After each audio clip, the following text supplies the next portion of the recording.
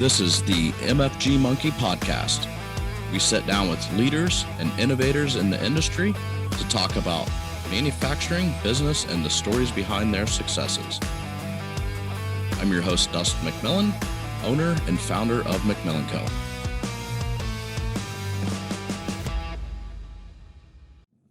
Welcome, Paul. So today we have Paul Metre joining us from ProShop. You're kind of a serial podcaster. I haven't been on the podcast bandwagon lately. Yeah, it's been a lot of fun, actually. Website out, and you've been on quite a few. They're all good. So thanks for joining me from Washington. Yeah, Dustin, thanks for having me on. I appreciate it. I'm looking forward to this. Yeah, it's been these times are so interesting because now, before COVID, I think I was on maybe one or two Zoom calls a year. Or it wasn't even a Zoom call, it was probably a go-to meeting, right? Yes. And then now this is kind of taken over. So we have our podcast room here, and it just made sense for us to jump on and chat like this. So I appreciate it. Yeah. Looking forward to this. Thank you. So yeah, go ahead. Sorry. Oh, just I think I like the format of your kind of more relaxed, just casual, chatting style. And so I'm looking forward to chatting with you a little bit more. Yeah, no, and it is kind of hard, I think, like this. We did a few in the beginning of COVID podcasts just through Zoom. I did a couple with a buddy and our attorney and, things like that. And it makes it a little bit more difficult because you don't get that same energy being in the same room over a couple cocktails or but yeah. we'll give it a go with this. So I should have grabbed a beer before we started. Yeah, I actually that's probably not a bad idea, but I don't have it in front of me now either. So it is what it is, right? You bet. But yeah, I guess there's so many people that know your story, right? But if you can give us the quick and dirty about how you got started, and I can do an intro, but it's not going to be anywhere near as well. Sure. As you know, so yeah. So my partners and I originally started a machine shop, and we started that shop right out of college. So we went through a very hands-on program where we designed and built race cars, actually, for the Formula SAE competition, which is a national or international, actually, collegiate competition where schools design and build cars and then go compete with one another.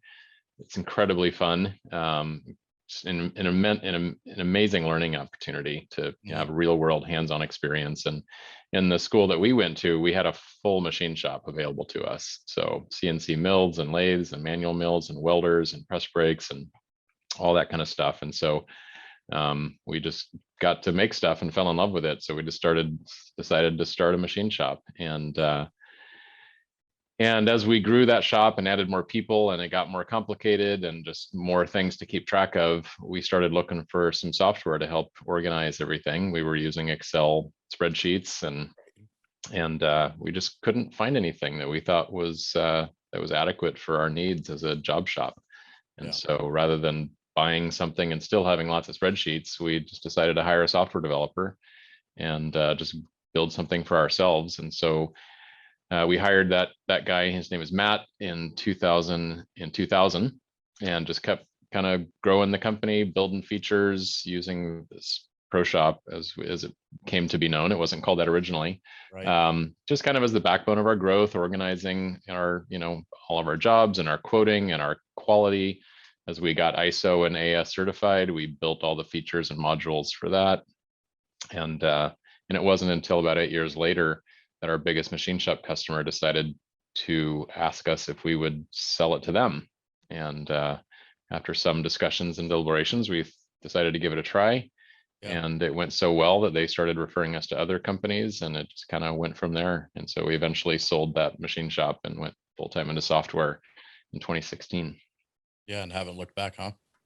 Haven't looked back. Yeah, there was 4 of us that moved over from the software company. And now we have about 40 on the staff, and that's awesome. And how many machine shops do you work with today? We're approaching 250. So, and we started 4 or 5 years ago with 4. So four companies and 4 of us. And so awesome. It's been Oh, a good congrats. ride. That's It's been super fun. cool.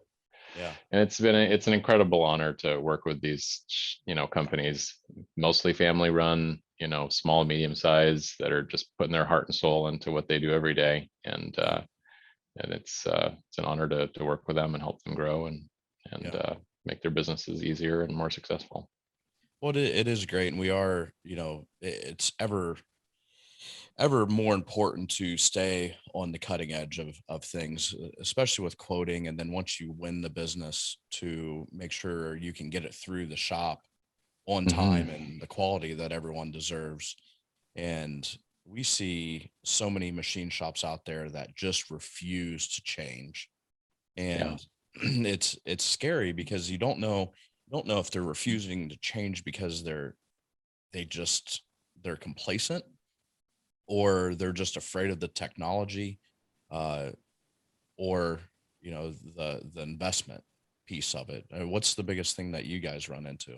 I think it's a combination of all three. Okay. There are certainly shops that have just a very nice lifestyle business, right? They're the size they like to be. They're making money. Yep. They don't really feel like they need to change, Yeah.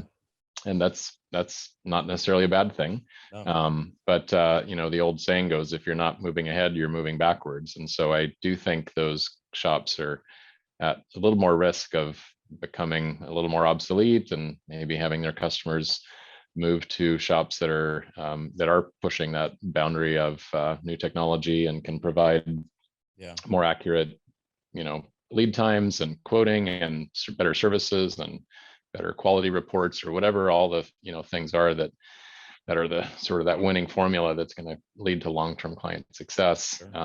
Some of them do want to change, but they are afraid of the change, Hmm. and rightfully so, because they've probably had a pretty tough time adopting their current systems, or they've even had more than one and gone through a pretty painful process. Yeah. So I certainly don't fault them for being concerned about it. And for some, it's the money. I think there's a lot of systems that don't provide as good a financial ROI as they probably should. And Sure. we focus a lot on doing that. And it really comes down to results. If you don't get those positive financial results, it wasn't worth doing in the first place. Sure. Yeah. It's intimidating to implement a new system. We did a year ago, and it's a more of a warehouse management system with our business. And we still struggle every day if it was the right decision or not, Oh, because we really? still live in spreadsheets and things like that. So we've discussed Mm, hiring a developer and trying to make something that matches us, because we are such a different animal on the yeah. mechanical side. Um, so Well, and I hear that all the time, and we have definitely run across a number of shops that did build their own software yeah. or vastly customized something that's off the shelf, Yeah. to the point where they can't even really upgrade the old software Right. anymore Right. because it'll break all their Yeah. all the things they custom built. It Yeah. is a tough spot to be in, but something you just said, that you're so different, it's amazing. We hear that from almost every company. They're like, we're different than everyone else. Yeah. And there always are some differences, but Mhm. it's Sure. amazing how similar, you know, manufacturers are, job shops are, Mhm. that have a relatively similar process, right? Where they're quoting Sure. work, and they have to handle it when it comes in, and they have to manage the manufacturing process, regardless of, if it's small volume or higher volume, or always new parts or repeat orders. Mhm. There's a lot of common manage quality through the Right. process, and get the paperwork right, and deliver it on time, and manage outside processes and those vendors. Um, they all kind of fall into similar buckets. Um, Is ProShop helping quote as well? Does it have a quoting module, or is it that does. Yep. separate? Yeah. We have a Okay. pretty comprehensive estimating and quoting Okay. module. It helps you outline, I mean, of course, establish your pricing, but also outline the process of what that part number or assembly or whatever needs to, Mhm. do when it hits when you win that order and it hits the shop floor, in Sure. terms of building that build that router, and it's really the foundation Hmm. of sort of what the shop needs to execute and ensure success. The quoting aspect is key. We hear it more and more. I just talked to a new potential customer today, and the first dog to the bowl eats. I had a customer tell me one time, and it's so true. And there's other systems out there that really hone in on the quoting piece and your likelihood of winning that business if you quote within same day or within 24 hours, and it dwindles down to next to nothing if you get out past a couple of days. And Absolutely. Yeah. a lot of shops don't want to I I don't think they want to believe that. hmm And it's tough, and we see it constantly, but it's the nature of the beast. I mean, Yeah. obviously, Especially when on they're paying those, us, they want especially it on right those now. quick turnaround jobs. You're right. Yeah. Usually it's often the first people that submit a reasonable quote will win that work. Yeah, regardless So, of how silly it is, I think. right. I mean, Yeah. it could be triple the price of the next quote, and they've already cut the purchase order because they needed it. Right. Yeah, And absolutely. yeah, so Yeah, and actually we're working on an integration right now with at least one of the sort of more widely used popular quoting platforms out there too. okay, Because we have a number of shared clients that really enjoy that and want that data just flow smoothly right into order entry and our, you know, our core part of the manufacturing process too. sure, yeah, and I can probably guess who it is, but it doesn't sound like you want to talk about it right this Oh, second. it's So, paperless parts. Is that the Paperless one? Parts. Okay, that was Yeah. going to be my Yeah. guess. Jason and Those those guys are guys, awesome. definitely a great product. Yeah, Yeah, Jason, absolutely. I've referred a lot because we get in. We're mainly buying everything, right? We outsource next to Right. everything. So Right. when we run into an issue where people are having trouble quoting, we refer them to Jason and his hmm team. So Yeah. it makes sense, right? You can plug it in, you can have one person do the work of a whole team, and hmm you can turn it a hell of a lot faster. So Yeah. Yeah. I mean, I've had clients tell me that just using ProShop's estimating has sped that up about 300%, but wow. from what they used to do. But there's still some things about paperless that are just, way beyond what we're doing that are just really, really cool. Yeah, And our companies are just, I think, really well aligned in sort of our yeah, mission and the way we approach client success and our dedication to continuously improving our products. And yep. so, yeah, our developers are working right now on making some connections between our products. So it's That's pretty awesome. pretty And they exciting. push into a few different ERP platforms currently, right? They do. Yep. They've had to kind of reverse engineer some of them because Mhm. some of those more, I'll call them legacy products, don't really Right. have APIs, but the paperless guys have figured out ways to kind of push Yeah. data into it a little bit Yeah. manually. Awesome. So Yeah. when are you guys working with fabricators and as well as machine shops, or is it very focused on machine? No, we do. Yeah. A number of our customers do both. Okay. And we even have some that are largely fabricators rather than machine shops. And we even have a few clients that don't manufacture things at all, really. I mean, we have a client on the East Coast that makes lasers. So I guess the manufacturing they do is growing crystals and wafers. Okay. But besides that, they outsource all their other manufacturing, or they just buy all the components and then they assemble it and Sure. you know assemble it into a finished laser. But um, but by and large, yeah, any kind of job shop type business is a pretty good sweet spot for us. Awesome. um, yeah. One of the things that we had talked about just when we chatted before, kind of, if we wanted to do this or not, that I think both of us are pretty passionate about is that next step for companies. And you kind of touched on that with companies that might be complacent, and hmm they're just going to work every day and they have a great life, and there's really no need to grow or right. aspiration to grow. Um, but when it comes time to sell or to hand off to the next generation, what hmm does that look like? And I think that a company like ProShop makes a company more valuable. Um, I mean, just hmm for me looking out, from the outside in, if you have a solid system in place and you know when you're going to be able to deliver to your customer, and it's not a guessing game Right. or a formula breaks in your spreadsheet, Sure. it makes your company more valuable. I would Yeah. think, right? Yeah, I completely agree with that. We went through the process of selling our company, so we saw it firsthand, of course, Mhm. through that process. But and we've had a number of companies, customers of ours, that either the owner bought their shop, and then decided to put ProShop in it. And we've had a couple actually that are kind of right now going through either a merger or sale process as well.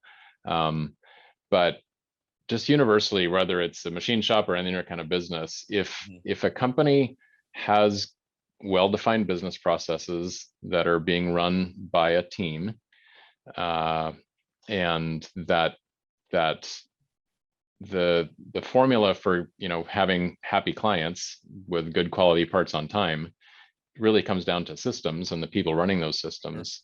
A company like that will definitely be worth more money than a company where the owner is sort of central to all the things in the shop, right, in the Mhm. company. And I don't know if you've read the book, The E-Myth, the I have wonderful not. book, Okay. Michael Gerber. Definitely recommend it. It was a pretty influential book in our early history at the machine shop.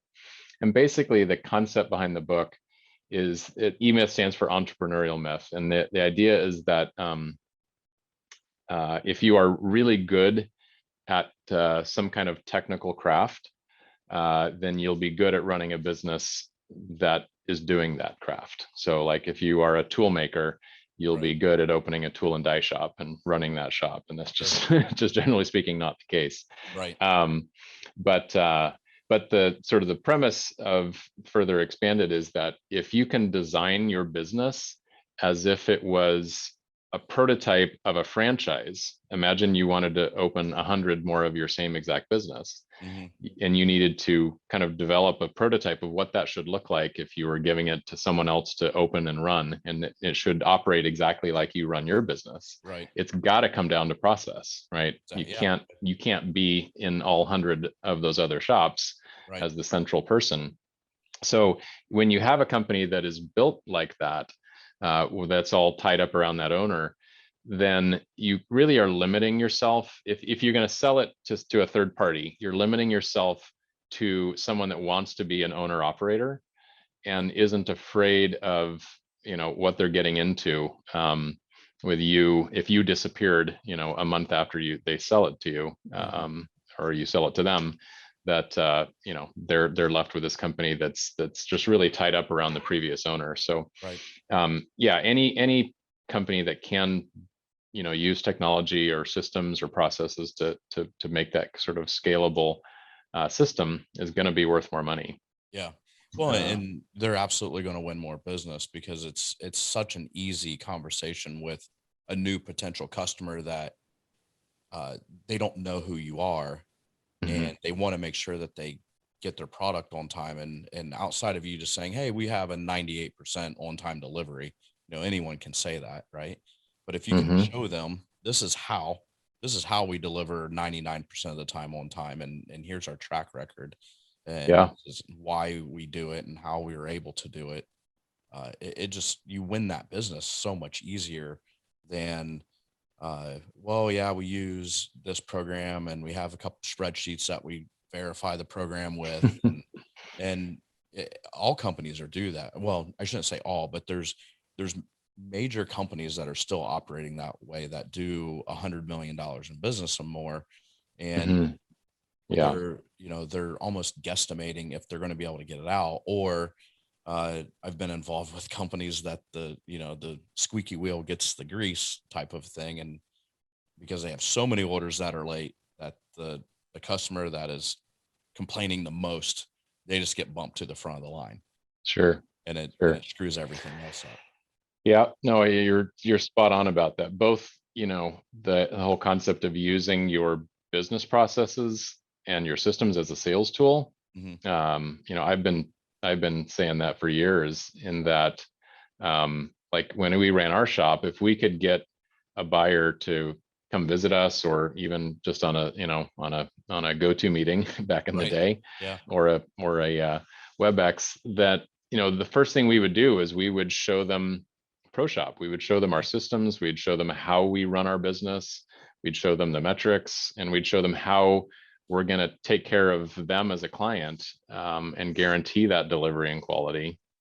And it was an incredibly effective tool. And we have many, many customers now that use ProShop as kind of the cornerstone of their sales process. Sure. And we even had a customer that was featured in Modern Machine Shop magazine because they won a huge contract, that was originally dual sourced between them and another vendor. And their other vendor was using old software and paper and spreadsheets, and really didn't have a good process. And our customer just completely wowed their audit quality team, and they gave the entire contract to them. So yeah, it can definitely make a really big difference. Yeah. Well, and those companies know exactly what their capacity is. It's not a guessing game. And I would have to assume that it makes the employees' lives easier. Yep. On the floor. I mean, Oh, sure. It can be a good sales tool for recruiting employees. Sure. We've had many customers that are now starting to do that. Yeah. And because you're right, employees want to work in an environment where they know what they're doing. It's not frustrating. There's not tribal knowledge that they're trying to, figure out of other people's heads, and just be able to go to work and do what they do well in a well-run environment. And Sure. so, and these days, especially in the machining business, because there are so, and I'm sure it's true with fabricators and any kind of, technical craft, there's so few people going into those trades right now, and so many people retiring out of them, that there's just, an incredible lack of workers. And so you got to recruit many people you can and retain the ones that you recruit. Yeah. Well, and there's so many different subjects that we could spin off and go down a path, but the recruiting thing is something that we've talked about with multiple people. Matt Goosey, with his shop MRS, and they do an amazing job recruiting, and we here are working on a program with one of my buddies that teaches out at JVS. I don't know if you guys have a joint vocational school out in Washington or not. Not with that term. We certainly have, technical colleges, and there's one right here in town that has a machining program. And when we were running our shop, we always had two people on the board of that program, just so we could stay connected, help them improve, and also recruit the cream of the crop every year as the students start to graduate. We were the first ones they'd look at. Well, and I think that that's such an important thing to do with recruiting. My buddy teaches at the joint vocational school. It's a high school program where you can go for electrical trades or carpentry or welding, or, there's a lot of, I went there my senior year of high school for AutoCAD and things like that. Eric teaches, it's an engineering program, and I forget what the term is right now, but it kind of encompasses all things, manufacturing. So they learn how to program, they learn how to quote things, they learn how to draw, they learn, just, it's kind of a systems engineer type of a program where it helps get them ready for kind of the unknown, and to go to work, not go to college. And I think that's even more important today, where when I grew up, it was a big push to go to college, and now I think it's certainly shifting, where manufacturing is taking over so rapidly that people that aren't college driven, I was not a good student. It took me 20 years to graduate college, literally. But everyone is so forced into that. But now, that manufacturing is coming back, and it's clean, and the wages are good, and things like that. We're going to see more and more people not go to college, I feel.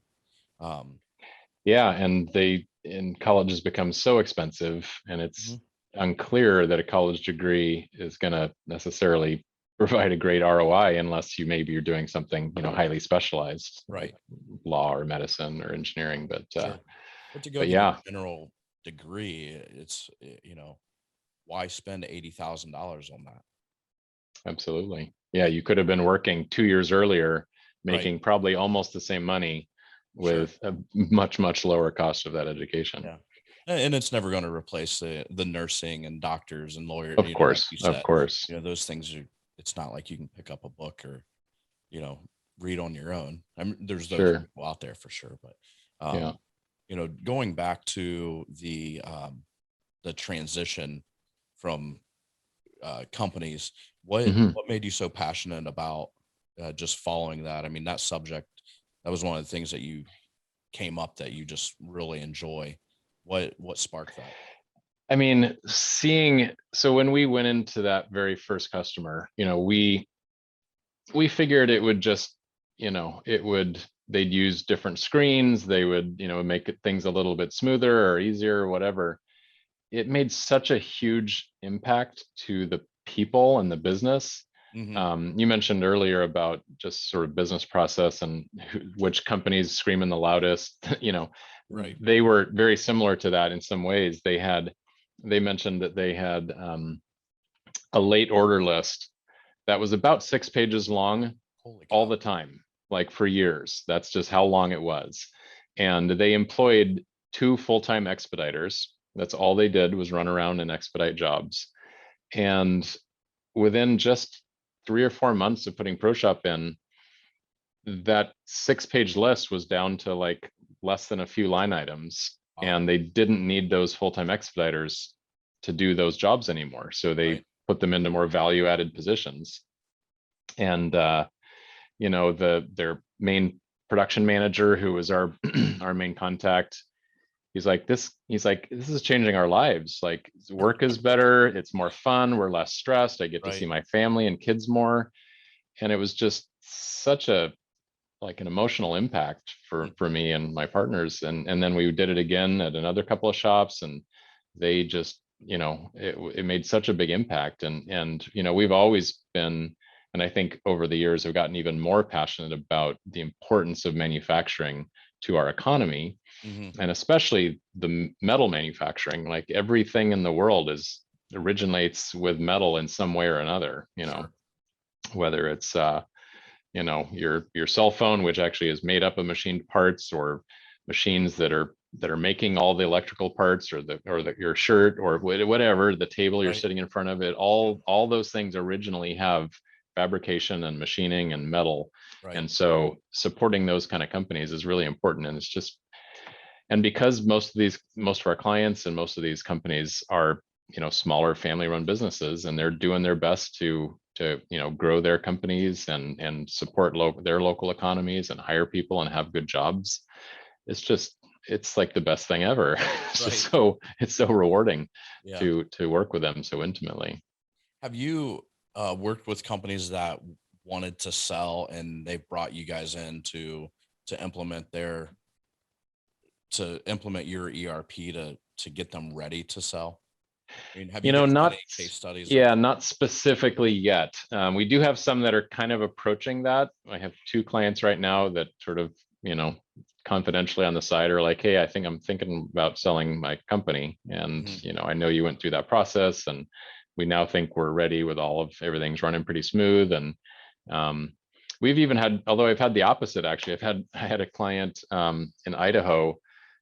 He bought his company, he bought a machine shop like 10 years ago, ran it for like 7 years. He definitely grew it, but it was just such a struggle. And he was like, I think I want to sell my shop again. But then he put ProShop in, and I just talked to him last week, and he's like, I've had the best last 2 years. He's like, I'm going golfing Right. more often, I'm going hunting, the shop's Right. just running like a top. I'm so much less Right. Why stress. sell? Yeah, why sell? I'm like, Yeah. he's like, it's like, I could run this thing from the beach and, make a great living. Yeah. So yeah, those could be the case, but Sure. but but the common theme there is having a smooth running business is just so much better than one that's just a big struggle all the time. Yeah. It's It certainly makes everyone's life more enjoyable. Yeah, I mean, the owner, right? But all the employees too. if they're not stressed out, I think the owner's stress is less as well. And Absolutely. Yeah. and it's easier to And recruit. if the owner's not stressed, the employees aren't as stressed. Right. It's Yeah. this virtuous cycle of reducing stress. Yeah, absolutely. Yeah. So when do you think that you guys are going to kick off the integration with paperless parts? I mean, I would suspect within the next, well, what is it? It's middle of May right now. I'd suspect by the end of June, we'll probably have some beta clients that are shared clients that are both, trying it out. It'll be basic at the beginning. Right now, our API is read only. So although we can import in through CSV files, so that first integration is going to be they'll be exporting data into a folder that we'll pick up, build records off that way. But then ultimately our API will be, fully sort of bi-directional, and it'll be at a little bit more automated level. But yeah, we're excited about it. We're excited to get That is some cool. co-marketing together and yeah. Yeah. Well, definitely be. Do you know? I don't know why I just thought about this. This is my ADD kicking in, but IMTS. Are they going to try and are they going to wait 4 more years and have IMTS or They're expecting to do an IMTS in 2022. in 2022? Yeah, so next year. Yeah, Yeah. in the fall. Around the Yeah. same time frame or Yep. Same fall. I think it's September. Yeah. Time frame. Because you guys are really involved at IMTS, aren't you? We have gotten more involved. Our very first one was 2016, and our only presence there was actually a little sort of mini booth inside the Mastercam booth, because we're a partner with Mastercam too. But then in 2018, we had our own booth, but we were downstairs. It was a small 10 by 10 booth. If 2020 had happened, we would have had a 20 by 15 booth right up in the main ERP CAD section. So we were definitely going a lot bigger. Yeah. But of course that didn't happen. So we'll be doing that next year. Yeah, we were excited about it. I was approved for a media pass there, which would have been fun. I mean, I like going around just looking at everything. So yeah, we'll certainly apply for that when they do have it again. So it's such a great event there and meet in person and have that beer, I guess. Yeah, absolutely. So what else is on the horizon for you guys? I mean, it seems like you're ever evolving. Yeah, I mean, we are just constantly building new features, growing our team, meeting with clients. So one of the bigger things I'd say, sort of theme wise, is cybersecurity lately. So we have a lot of clients that are in the defense area, defense space. And so I'm sure you know of ITAR, but there's this new CMMC standard. Are you familiar with that?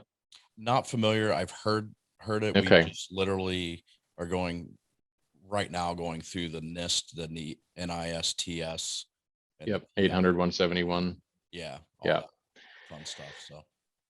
Yeah. So essentially, for those that maybe aren't as familiar, it's any company that works in what's called the defense industrial base, or the DIB, which basically means if you are anywhere in the supply chain making something for the government, and in that supply chain, you are handling a CUI, or controlled unclassified information, which could be like, a drawing or a 3D model for a machined part that goes into a tank or goes into an airplane.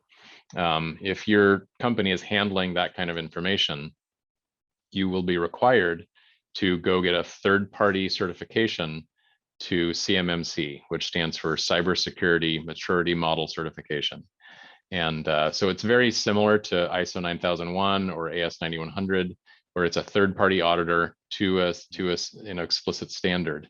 And in the past, it was a requirement that companies that had this kind of information would be, have ITAR registration and also be self-certified to the NIST 800/171 standard and some of the DFARS requirements. But there was no third-party verification of that.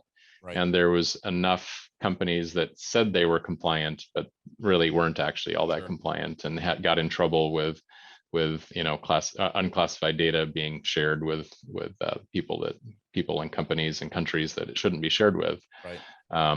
And as we all know, there's just every day you turn on the news or open up your favorite website and there's another hack and more data that's been stolen. And so it's becoming a really, really big deal. It is. So we've been working for the last year on a whole bunch of new features to make ProShop compliant to the CMMC standard at level 3, which is the main level that most job shops, machine shops would need to be at. Okay. And then we're also building what we call a CMMC Flying Start package, which is basically kind of a bunch of documentation and records built into ProShop that allow a company to project manage their process for getting compliant and getting certified with a whole bunch of really, kind of step-by-step, these are the requirements, there's how you learn more about it. It's not terribly prescriptive because every client will do things their own way, and we want to make sure that we're definitely not we're not a consultant, but anyway, it then provides them places to record and document what they actually did to meet compliance, and then use ProShop as the main tool for going through the audit itself. So sort of like our quality management modules, the majority of our clients that are ISO or AS9100 certified would use ProShop as the primary place where they document all their quality records and quality documentation. And so when the ISO 9001 auditor comes, they're almost exclusively just showing them ProShop. So it's all on a web browser, and so that's the same way that our clients would go do an audit for CMMC. Okay. So that's a big one, and that right now it's rolling out sort of a staged kind of over about 4 or 5 years, where more and more government contracts will start to have the CMMC requirements, and companies, if they want to be able to bid on that work or participate in those contracts, they will have to have that certification at some point. So that's a big one. Yeah, as we are doing our NIST, we have to do a POEM, and I forget what the acronym. OM. Yep. OM. Yep. So Simple IT is helping us with that.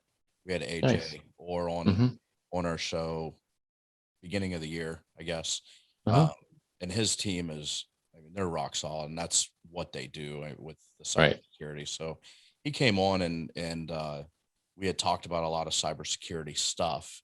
And then we had our email hacked a couple times, and nothing detrimental happened, but people just sending out fake invoices or trying to change our remit to address. Oh, geez. And things like that. So it's like, okay, well, we have, a few holes that we didn't know that we had, and it's time to button things up. But it's scary. It's probably one of the things that keeps me awake the most at night is just the cybersecurity piece. And we've had clients that most hacks are because of human error, right? It's someone clicking on an email that was a phishing email or something that looked legitimate, and then that got some kind of malware into their system. It starts taking over and hijacking things and turning off security measures. And we had a client just a few months ago. They got hacked actually for the second time.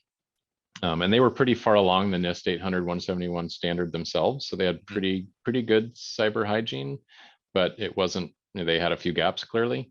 They had their network frozen, all their data exfiltrated off their network, and they got asked for like a multi-million-dollar ransom, and they didn't end up paying it, and we helped them recover, but they now are having to deal with the DoD and the FBI, who are monitoring the dark web for those controlled unclassified documents.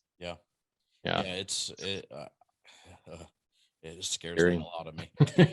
So good. I'm glad you're doing something about it. Keep on that path. That's definitely at the forefront of everything that we're doing. And I think what happened is, somebody clicked on an email that they shouldn't have, and gave them access to our contact database. So we had 15,000 people replying, asking us if it was a legitimate email. Oh man, that's no fun. You don't No, want to. no, and it just makes us look bad, right? I mean, that's the, Sure, of course. outside of the security end of things, it just makes you Yeah, look like you sort of don't a know what PR you're doing. nightmare. Yeah, Yeah, and absolutely. could have clients that lose confidence that Yeah, their data safe with you, and they could take yeah, their business elsewhere. yeah, Yeah. absolutely. It and I've seen companies have the ransomware, that I've been Hmm. involved with, and they have had to pay because Right. they were just so outdated that they couldn't back anything up, or they weren't backing anything up, and they Right. literally lost everything, and they Yeah. had to pay. It's tough But to then, recover from that. yeah, well, and my big thing is it's not like you're dealing with a real upstanding citizen, right? You're dealing with the scum of the earth that's hacking. So it's like, Hmm. how are you pay the ransom, right? Like, are they really going to Hmm. give you your information back? You know, I mean, I think they do have a little bit of a reputation to uphold, right? yeah, That yeah, if it gets out that they won't give it back, then just people won't sure, pay their ransoms. right. But it's not like you're going to put it into escrow. Call my attorney Yeah, if right. if you Exactly. miss the escrow account. So, Yeah. but Well, uh, it's funny, just, the last couple of days, there's been that hack on that big oil pipeline. I haven't heard anything And about that. I kind of live in a box as far as okay, yeah. away So from one the of the news. main oil pipelines that goes from Texas to the East Coast Okay. was hacked, or the company that ran it was hacked. And it supplies something like 30% of all the petroleum products to the East Coast. So they had to shut down the pipeline to keep that from getting it further and further into their network. Um, so they're scrambling to get trucks instead and stuff. It's a mess. But the funny part is that the hackers um, put out a public statement on their website that they didn't mean to cause so much trouble into the national infrastructure. They just wanted some money. So they said they're going to be more careful about who they hack in the future, which is so funny. Yeah, that's mind blowing. Well, I was on a conference call this morning, and Vernon, he's one of our sales engineers up in Michigan, uh, said, "Hey, just FYI, I got a text from my buddy that's an FBI agent saying go fill your tank up today because gas is going to get more expensive because of the pipeline." That's I'm like, why. Yep. okay. I mean, the pipeline got shut down beginning of the year with the new administration. Like, what is No, going this on is a here? different one. Yeah, it's because of Gotcha. this hack. Now it makes sense to me. Yeah, I Yeah. didn't. I guess I should watch the news more. I don't know. But the point is, I think hackers do have maybe a tiny little bit of ethics, or they want to make sure that they're um, that if they say they're gonna, you give them the money, then they will actually return your data to you, or Sure. else anyway. Yeah. So, but yeah, better to avoid the whole situation in the first place by having really good Sure. cybersecurity in your company. Yeah. Interesting. It's such an interesting world. It's like if you're that good at what you do, just go do something legitimate. I know. You know, Yeah, Uh, absolutely. whatever. Feel Um, good about yourself at the end of the day. yeah, but maybe they do. People have different ethos, I guess. So, Hmm. but I don't know. It's frustrating for sure. Well, what's to close out? Let's talk about one of your favorite projects that you worked on and why. Back in the machine shop days, Whatever. Machine shop days, whatever. pro shop days. Um, hmm. We, I guess back in the machine shop days, well, yeah, I have maybe. So we were fortunate, whatever, in the position that we got, with some clients, we got really out of just the parts making business and got into like real deep partnership on the engineering level. So we actually got the incredible fortune to work directly with Northrop Grumman Okay. on designing and building machinery that was used on the production line of the Joint Strike Fighter. Oh wow. So Northrop made the middle section of the fuselage from right behind the engine to back to the tail or whatever.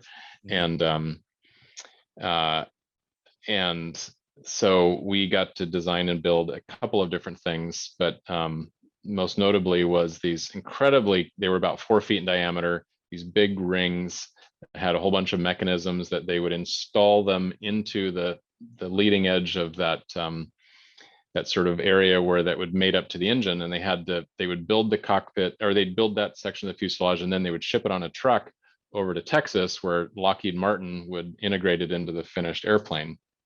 And they found that when they shipped them, just sort of as is, when they arrived in Texas, they would be slightly ovalized. They just kind of, the weight and the transport, they just kind of get a little bit out of round, and they wouldn't then slide together nicely with everything else. So they asked us to design and build a mechanism to install into that duct, and then like sort of cam rotate these little pucks that held it round.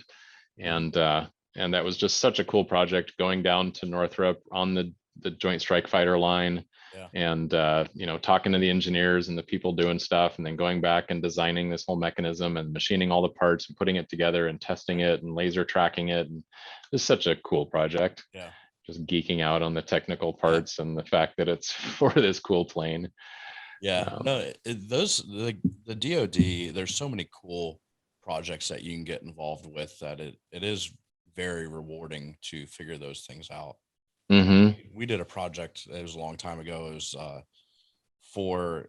was a missile housing, and it was a deep drawn part, and our customer figured out how to form the end. So it was like a 48-inch deep drawn part with multiple wall thicknesses through it. And then we shipped it, and then I think they hydroformed some way. They still this day won't tell me, of course, of it to accept, the missile that was going into it.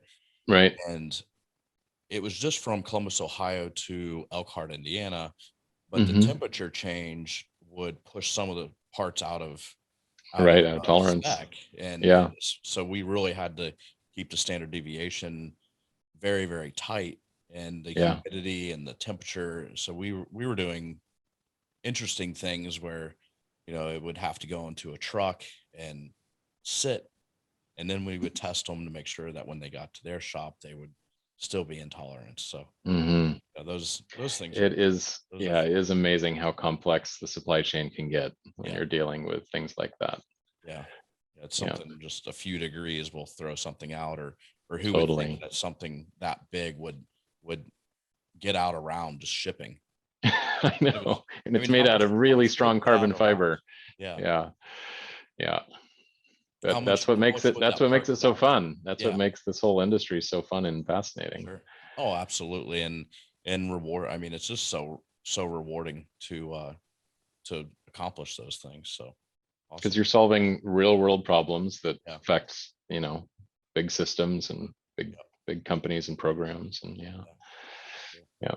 well, man, thank you so much for coming on. I look forward to meeting you in person one day. I'm sure. Yes, at IMTS at the very latest. Yeah, absolutely. So, well, it's been fun, Dustin. Yeah, thank you so much, and hopefully we can do this in person sometime. And I just think it makes it a little bit more fun and a little easier. But I super appreciate it. Looking forward to seeing what you guys come up with next. All right. Well, thank you so much. It's been a real pleasure to be on the show with you. To close out, everyone knows how to get a hold of you, but they want to email you with questions. How do they do that? My email is just paul@ProShopERP.com. And I'm very active on LinkedIn. If you just search my name, and it's VANMETRE, you'll almost certainly find me. Perfect. Well, we'll put details in the description as well, and we'll get this episode off to you to share when we publish it. All right. Thank you, sir. Good talking to you. All right. Bye-bye. Bye. Thanks, everyone, for joining us for this episode of MFG Monkey. If you have any questions or suggestions for future episodes, please email them to us at info@mfgmonkey.com.